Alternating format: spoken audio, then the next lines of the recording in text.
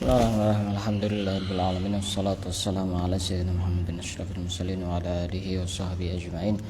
Subhanaka la ilma lana illa ma 'allamtana innaka antal alimul hakim. Qala rabbi shrah li sadri wa yassir li amri wahlul 'uqdatam min lisani yafqahu qawli. Nawaitu ta'alluma wa ta'lima li fadata wal istifada wa tadhakkura wa tadhkira wa naf'a wal intifa' wa tamassuka ala kitabillah wa sunnati rasulih wa du'a ila al-huda wa dalalah ala al-khair ibtigha'a mardatihi wa qurbihi wa thawabihi subhanahu wa ta'ala. Qala al-musannifu rahimahullahu ta'ala wa nafa'ana bihi wa bi'ulumihi wa amaddana bi asrarihi fid dharain amin. Akan kita lanjutkan membaca kitab Syarah Nasaihul Ibad yang dikarang oleh Syekh Nawawi bin Umar dari Banten, Jawa Barat. Kita masih berada di bab yang ke-6 dan sekarang kita masih berada di makalah yang ke-12 lanjutan dari pertemuan yang sebelumnya. Akan saya ulang dari awal. Al-maqalatur rabi'ata asyrata qala Ahnaf bin Qais radhiyallahu taala anhu. Berkata Ahnaf bin Qais, la rohata lil hasud. Kata Ahnaf bin Qais, tidak ada kebahagiaan hidup bagi orang yang iri. Orang yang iri itu hatinya akan sengsara. Orang yang iri itu hatinya tidak bahagia. Kalau tidak percaya, buktikan sendiri. Paling susah itu orang iri. Paling gelisah, paling tidak nyaman hatinya itu orang iri. Karena kepada siapapun dia bisa iri. Dan sebagaimana saya jelaskan pada pertemuan yang sebelumnya, orang yang paling berpotensi untuk iri itu adalah orang-orang yang ada hubungannya dengan kita, orang-orang yang dekat dengan kita. Orang yang iri itu biasanya bukan orang yang jauh, orang yang dekat biasanya. Tapi kalau sifat irinya sudah akut, walaupun orangnya jauh, tidak kenal sekalipun, dia bisa iri. Tapi kalau masih standar itu irinya biasanya orang-orang dekat. Bisa dari keluarga, bisa dari sahabat, bisa jadi kerabat, saudara, teman, sahabat, rekan, sesama orang-orang yang bisnis itu biasanya. Itu rata-rata seperti itu. Maka orang yang iri itu tidak akan hidup bahagia. Tidak akan hidup bahagia. Makanya disebutkan ada satu keterangan al-hasud la yasud. Orang yang iri itu tidak akan menjadi mulia, tidak akan menjadi terhormat, dan selamanya tidak akan terhormat. Walaupun seandainya dia pun menjadi orang terhormat, hatinya tidak nyaman karena dia melakukan hal-hal yang tidak diperbolehkan oleh Allah. Ini yang pertama. Kemarin kan sudah dibahas apa definisinya iri apa dan penyebabnya apa dan cara mengobatinya bagaimana sudah ada di pembahasan yang sebelumnya. Kalau ada yang tidak hadir ya tinggal dilihat saja videonya, ada lengkap. Kita akan lanjutkan. Wala hilata lil bakhil. Tidak ada keberuntungan bagi orang yang bakhil. Orang yang bakhil itu orang yang pelit, orang yang kikir. Orang yang apa bahasa Maduranya apa? Bahasa Maduranya cerai ya, cerai. Tidak ada kebahagiaan, tidak ada keberuntungan, tidak ada kemuliaan bagi orang yang pelit. Nah, orang yang pelit itu sesuatu sifat yang sangat dibenci oleh Allah. Makanya kata Rasulullah, as-sakhiyul jahul ahabbu ilallah minal abidil bakhil. Orang yang suka memberi walaupun dia bodoh, dia lebih dicintai oleh Allah daripada orang ahli ibadah, rajin ke masjid, rajin hadir pengajian, rajin puasa sunnah, rajin baca Quran, tapi dia pelit. Itu jauh lebih dicintai Allah orang yang bodoh tapi suka memberi. Lebih-lebih orang yang sudah ahli ibadah, orangnya putih, orangnya cantik, baik, Masya Allah, suka memberi sama orang. Nah, itu jadi idaman itu. Idaman semua orang itu. Ya, bidadari yang tak bersayap itu namanya. Nah, itu lebih bagus. Maka di sini ada lawan katanya, bakhil itu ada kalau dalam bahasa Indonesia suka memberi itu disebut dermawan ya. Tapi bahasa Indonesia itu kata-katanya sangat terbatas, beda dengan bahasa Arab. Kalau bahasa Arab itu dermawan itu bisa jadi ada tingkatan-tingkatannya. Ada namanya sakho. Sakho itu ya kalau diartikan bahasa Indonesia ya sama dermawan. Cuma sakho itu orang membantu orang lain sesuai dengan kebutuhannya. Misalkan si fulan itu butuh uang 100.000, ya dikasih 100.000. Tapi ada namanya karim. Karim itu di atasnya. Orang itu kalau bantu orang itu sudah ada perhitungan. Oh ini kayaknya membutuhkan. Sudah ada usah tanya. Ini perkiranya segini, dilebihkan. Itu namanya karim. Kalau sakho itu di bawahnya. Makanya orang karim itu sifat-sifat para wali. Pokoknya orang yang suka memberi orang itu dia bakat untuk jadi wali. Kalau tidak suka berbagi sama orang, insya Allah jadi wali murid. Kalau sudah punya anak. Nah, ini kalau tidak suka memberi itu namanya bakhil. Padahal dia mampu. Kecuali tidak mampu, itu beda lagi. Buku itu bukan bakhil. Orang bakhil itu memang dia mampu untuk memberi tapi dia tidak memberi. Itu namanya bakhil itu namanya. Disebutkan dalam sebuah perkataan dari seorang udaba. Udaba itu ahli adab. Al-bakhil laisa lahu khalil. Orang pelit itu tidak punya teman. Benar apa benar? Benar. Iya, mau deketi dia paling nanti tidak dapat apa-apa. Dia ke warung, ya percuma nanti kalau mau makan sama dia paling dia juga makan sendiri. Tidak dibayari, tidak ditraktir. Tidak ada temannya. Orang bakhil itu tidak ada temannya, jauh dari manusia, dekat dengan neraka.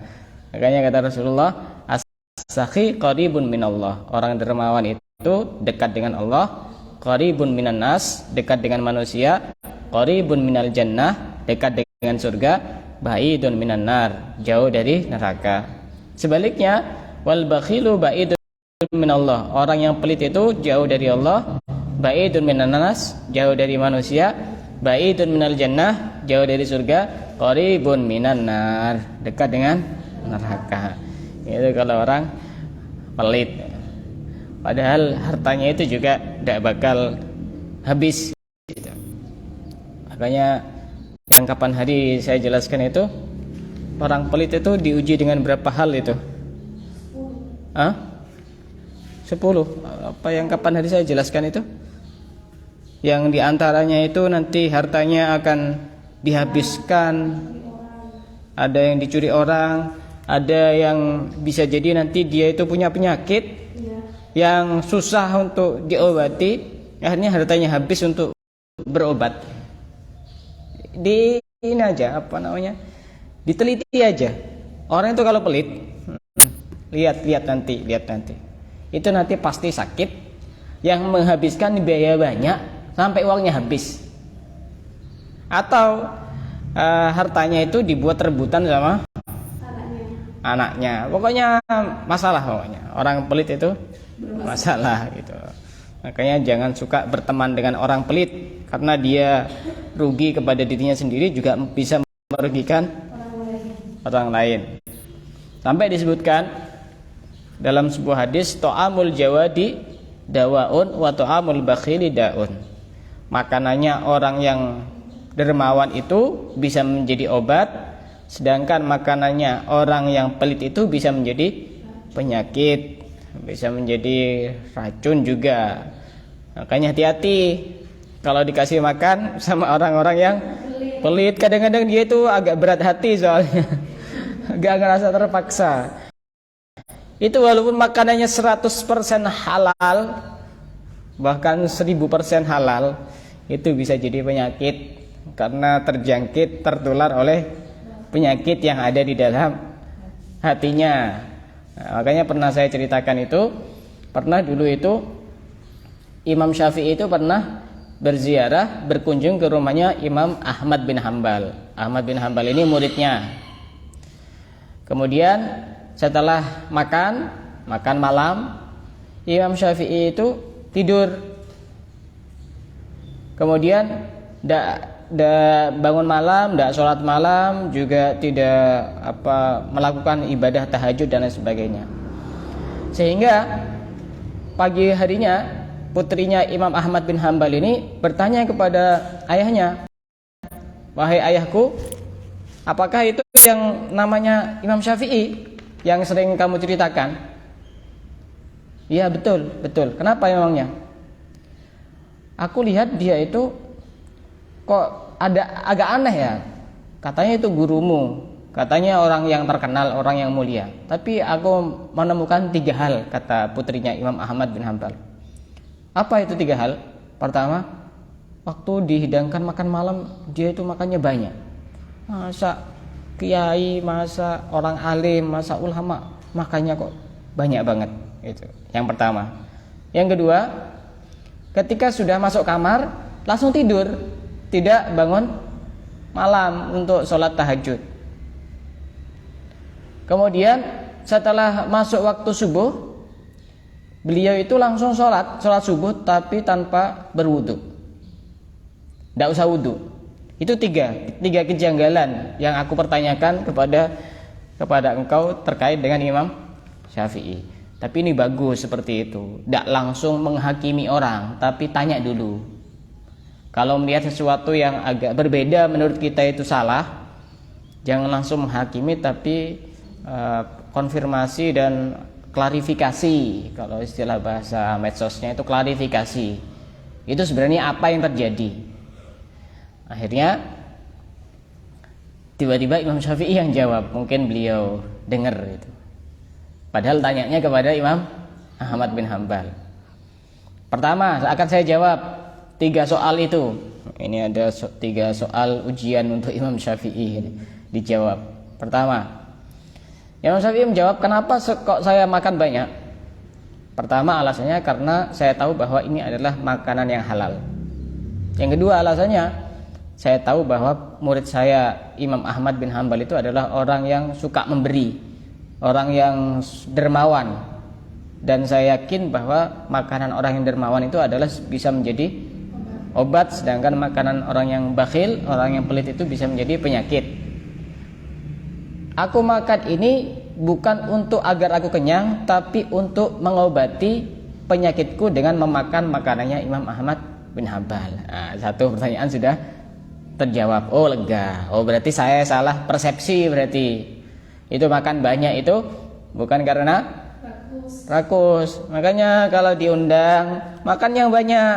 Kalau ditanya, "Kenapa kok habis satu biasanya wadah besar nasi itu?" Yang biasanya bukan panci, yang sudah pakai plastik itu, yang sudah ketika sudah masak. Hah? Ya, 1 bak. "Kenapa kok kamu habis 1 bak?" "Karena saya husnudzon, berbaik sangka kamu ini orangnya dermawan." Kan begitu. Padahal mirip-mirip antara rakus sama berobat, itu mirip-mirip. Tidak tahu kecuali niatnya masing-masing. Yang kedua, kenapa aku kok tidak bangun malam ketika sudah masuk kamar? Kok tidak bangun malam? Kata Imam Syafi'i, ketika aku masuk kamar dan aku meletakkan kepalaku di atas tempat tidur, aku melihat di depanku itu ada Alkitab was Sunnah, Al-Quran dan hadis. Sehingga Allah membukakan kepadaku 72 masalah dari ilmu-ilmu fikih. Dan aku ingin 72 masalah itu agar bisa bermanfaat untuk orang lain. Jadi sampai aku itu udah ada kesempatan untuk bangun malam untuk sholat tahajud. Oh begitu, berarti beliau tidak tidur begitu. Dikonfirmasi. Ini jawaban yang kedua. "Kamu melihat aku sholat tanpa wudhu?" Apa kata Imam Syafi'i? "Demi Allah, aku tidak tidur. Mataku mungkin terpejam, tapi aku tidak tidur. Aku sepanjang malam itu tidak tidur. Aku ini terjaga. Maka aku itu sholat fajar, sholat subuh dengan kalian dengan wudhu isya. Nah itu orang-orang dulu sholat subuh dengan wudhu isya. Orang sekarang juga sama, bisa sholat subuh dengan wudhu isya, karena sholat isyanya jam 3:30. Jadi subuhnya jam 4 kurang. Jadi saya sholat subuh dengan wudhu isya. Kalau Imam Syafi'i sholat isyanya di awal waktu dan belum batal sampai subuh. Mirip-mirip kayak kita itu. Amin gitu. Nah itu orang bakhil itu tidak akan pernah beruntung, tidak akan pernah mulia, tidak akan pernah bahagia gitu. Makanya kalau bertamu itu bertamu ke rumahnya orang-orang yang dermawan. Kalau bertamu di rumahnya orang bakhil, ini ya apa ya? Dia sudah bingung hatinya. Ini kalau udah dikasih makan ini apa menurunkan harkat dan martabat. Tapi kalau dikasih makan ini juga uang saya ini berkurang. Tidak apa-apa lah daripada ini jaga diri, jaga image. Harga diri saya mau dibawa kemana kalau udah dikasih makan. Hati-hati, bisa jadi penyakit. Pulang-pulang sakit mas, masuk rumah sakit. Kenapa? Karena makan makanannya orang yang pelit. Hati-hati gitu. Itu nasihat yang kedua. Maka ada sebuah syair yang mengatakan wa yudhiru aibal mar'i fin nasi bukhluhu. Aib seseorang itu akan tampak ketika orang itu mempunyai sifat pelit. Wa yasturuhu anhum jami'an sakhauhu. Dan aib seseorang itu bisa tertutupi dengan dia suka memberi kepada orang lain. Orang itu kalau suka memberi sama orang lain, biasanya orang itu melihat kedermawanannya itu. Walaupun dia punya aib yang cukup banyak, bisa tertutupi itu. Ini salah satu resep untuk menutupi kekurangan, untuk menutupi aib dan sesuatu yang tidak pantas di dalam diri kita itu dengan suka memberi kepada orang lain. Itu biasanya orang sudah jatuh cinta itu. Walaupun dia itu orangnya begini begitu, tertutupi. Sebaliknya orang itu kalau itu dia sudah pelit, itu tuh lihat tuh pergi ke masjid, tapi begitu, ini begini, tapi dia pelitnya tingkat internasional gitu. Kebuka semua aibnya itu. Kalau orang itu pelit. Taghatta bi aswabis sakha'i fa innani ara kulla aibin fasakha'u ghita'uhu. Maka kita harus punya baju namanya baju sakha. Sakha itu baju kedermawanan. Maka itu bisa menutupi. Jadi ibarat aib itu adalah tubuh kita, maka cara menutupi aib yang ada di dalam tubuh kita itu dengan kita memakai baju yang bermerek sakho. Sakho itu kedermawanan, sehingga aib-aib kita itu semuanya tertutup begitu. Nah, nasihat yang ketiga, wala wafa'a lil muluk. Tidak ada memenuhi janji bagi budak. Dulu itu budak itu udah berharga. Tapi kalau sekarang ada bisa dihubungkan dengan pemimpin dan rakyat. Begitu. Karena budak itu ada hubungannya dengan majikan, tuan, berarti atasan dan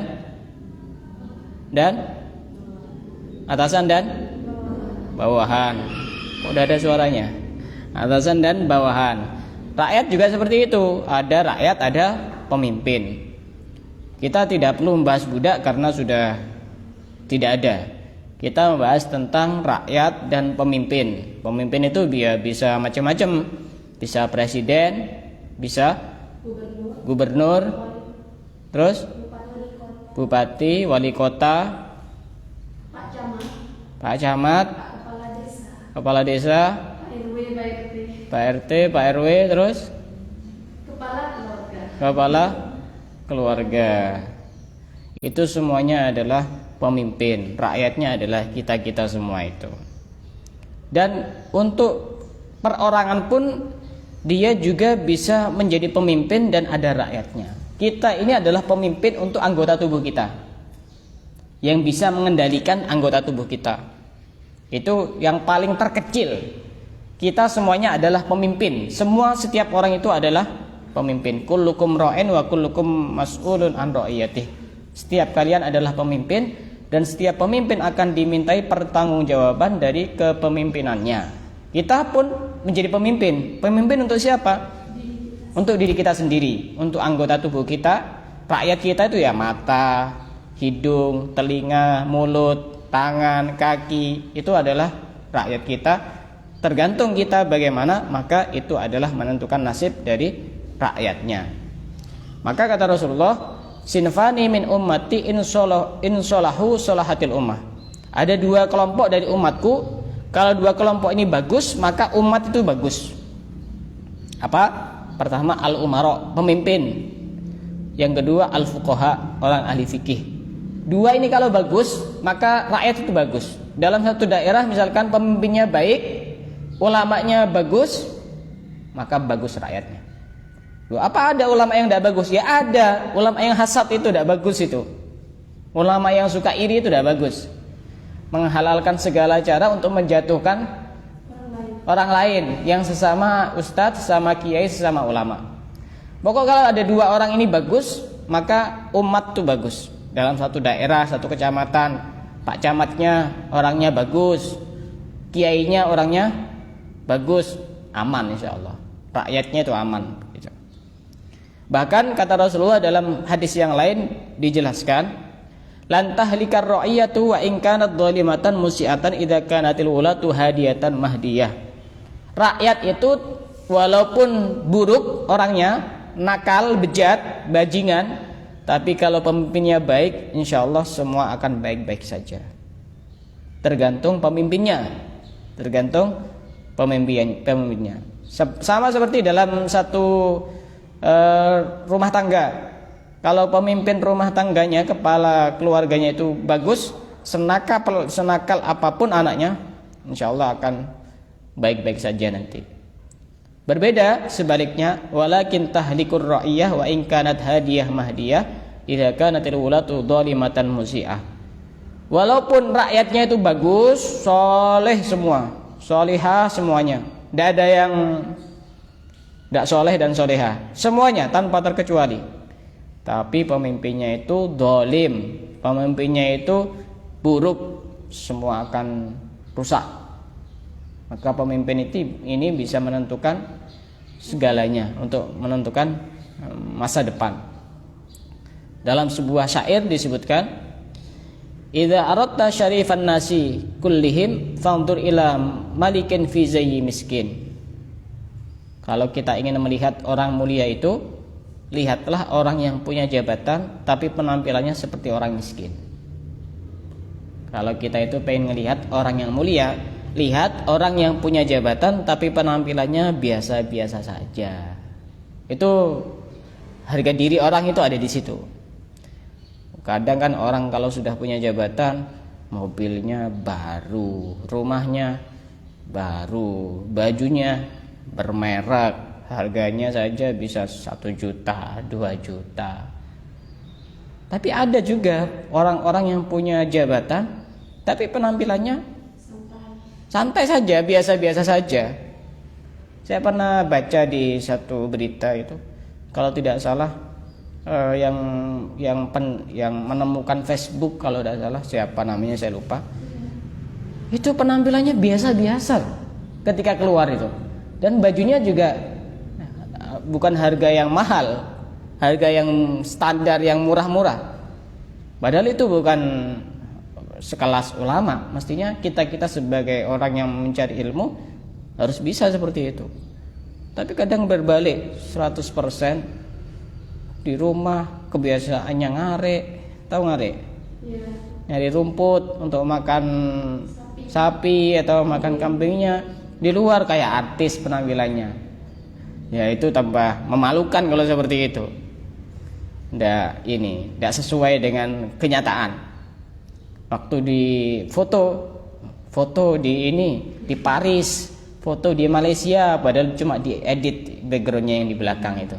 Padahal rumahnya ya seperti itu, banyak kambingnya, banyak ayamnya, banyak kotorannya, tidak ada keramiknya, tapi penampilannya kayak raja gitu.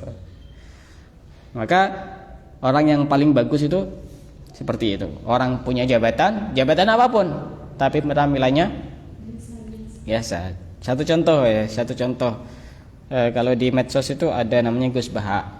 Gus Baha itu alimnya luar biasa. Gus Baha itu, diketik Gus Baha di YouTube itu pasti muncul. Gus Baha itu alimnya luar biasa. Banyak hafal kitab-kitab, referensi. Coba lihat penampilannya. Biasa sekali. Tapi bukan berarti orang penampilan bagus itu juga salah, bukan. Nah, kalau dia ingin menghormati kepada ilmunya, ingin menyenangkan orang, itu juga termasuk hal yang bagus begitu. Nasihat yang berikutnya, wala su'dada di sayyi'il khuluq. Tidak ada kehormatan bagi orang yang buruk akhlaknya. Orang itu kalau buruk akhlaknya, maka dia tidak mempunyai kehormatan. Walaupun dia cantik, walaupun dia kaya, walaupun dia ganteng, walaupun dia punya jabatan. Tapi kalau akhlaknya tidak bagus, maka tidak terhormat. Misal, ada anaknya Pak Haji, dia cantik orangnya, cantik, kaya, mobilnya 10, rumahnya lantai 10, giginya juga 10. Pokoknya semuanya lah lengkap pokoknya. Dia juga titelnya sampai SPD, sampai SS lilin, sampai profesor misalkan. Tapi dilihat dari bapaknya ini suka bohong, suka nipu, tidak bakal ada yang mau itu. Soalnya tidak terhormat. Walaupun yang buruk akhlaknya adalah bapaknya, apalagi anaknya sendiri, itu tambah tidak terhormat. Maka kata Rasulullah dalam sebuah hadis, su'ul khuluqi syu'mun. Buruknya akhlak itu bisa membawa kesialan. Pembawa sial itu orang yang tidak punya akhlak. Makanya kalau keluar itu sama orang baik-baik saja, jangan sama orang yang nakal. Kalau Allah lagi murkanya tidak kepada kamu tapi kepada dia, tapi karena kamu itu sama dia, kamu kena juga. Allah tidak ngurus. Allah itu kalau sudah menurunkan murka, menurunkan azab karena kesalahan dari orang yang berbuat maksiat, kesalahan dari orang yang berbuat dosa, maka azabnya itu akan menyeluruh mengenai kepada semua orang, walaupun dia orang yang soleh. Sehingga pernah ditanyakan, kenapa kok bisa seperti itu? Iya, azabnya memang menyeluruh karena akibat dari orang yang tidak soleh ini. Tapi nanti ketika di akhirat tetap orang soleh, orang yang tidak soleh ya tetap orang tidak soleh. Tapi itu bahaya. Maka kalau misalkan terutama ketika orang mau ngontrak rumah, kalau rumah kan sudah tidak bisa dipindah-pindah ya, rumah sendiri. Kalau misalkan mau ngontrak rumah itu lihat dulu tetangganya kanan kirinya itu baik-baik apa enggak, sholat apa enggak. Karena itu ketika dia melakukan kesalahan tetangga kita itu, kita pasti kena. Kalau Allah sudah murka, kita pasti kena. Walaupun kita tidak yang melakukan kesalahan, pasti kena. Saking pentingnya akhlak yang baik, sampai dijanjikan oleh Rasulullah, ahabbu ibadillahi ta'ala ilallahi ahsanukum khuluqa. Hamba yang paling dicintai oleh Allah itu adalah hamba yang paling baik akhlaknya, bukan hamba yang paling tinggi jabatannya, bukan hamba yang paling cantik orangnya, bukan hamba yang paling kaya hartanya, bukan. Di dalam hadis yang lain dijelaskan, makarimul akhlaki min a'malil jannah. Akhlak yang baik itu termasuk amal-amal ahli surga. Artinya kalau orang itu akhlaknya baik, budi pekertinya baik, sopan santun, berarti dia punya bakat untuk menghuni surga. Tapi kalau orang sudah ada akhlaknya tidak bagus, tidak masuk itu. Spesifikasi, tahu spesifikasi? Spesifikasi itu kayak apa? HP itu, spek itu memorinya berapa, kameranya itu ukuran berapa piksel, terus internalnya berapa, itu namanya spek. Untuk bisa masuk ke surga itu ada ciri-cirinya, ada apa namanya, spesifikasinya. Kalau tidak layak ya tidak masuk. Sama seperti barang-barang masuk perusahaan, masuk pabrik itu juga diseleksi. Maka orang yang tidak bagus akhlaknya tidak masuk seleksi, tidak masuk audisi untuk masuk ke surga. Siapa yang menyeleksi? Malaikat. Malaikat yang nanti jadi panitia. Ini fulan, oh ya masuk. Ini fulan, oh ini kan orang yang suka ngolok-ngolok orang nih. Nah keluar, tidak masuk persyaratan untuk masuk ke dalam surga. Yaitu nasihat yang ke berapa? 5 ya. 5, betul. 5. Yang ke-6 terakhir. Wala radda, betul.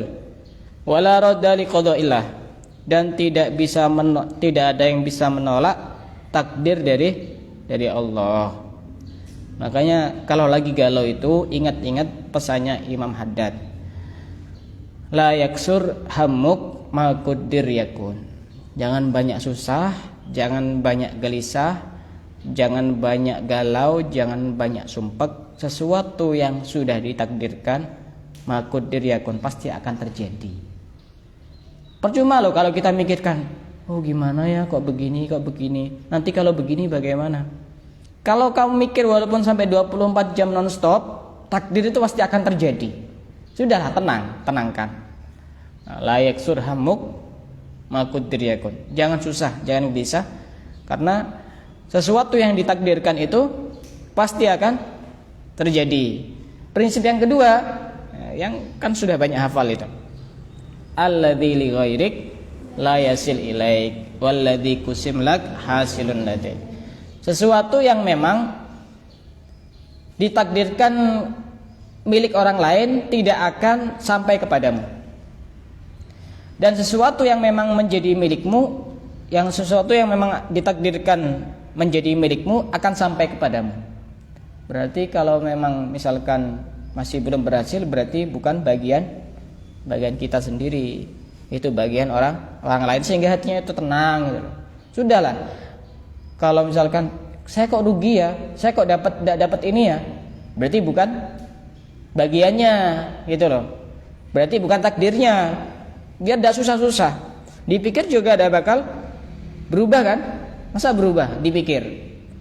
Ya mestinya saya kan untung. Terus bisa berubah jadi untung begitu yang asalnya rugi. Enggak kan? Ya makanya percuma. La yaksur hammuk ma quddir yakun. Jangan susah. Karena takdir itu pasti akan terjadi. Sudah ditetapkan oleh Allah dulu itu. Takdirnya begini. Ya sudah terjadi. Kita mikir atau tidak mikir pasti akan terjadi. Begitu. Itu makalah yang ke-14. Insyaallah akan kita lanjutkan besok. Makalah yang ke-15. Temanya adalah tanda-tanda orang itu taubatnya diterima itu apa saja tanda-tandanya. Karena kita sudah sering banyak istighfar kan, banyak minta ampun sama Allah.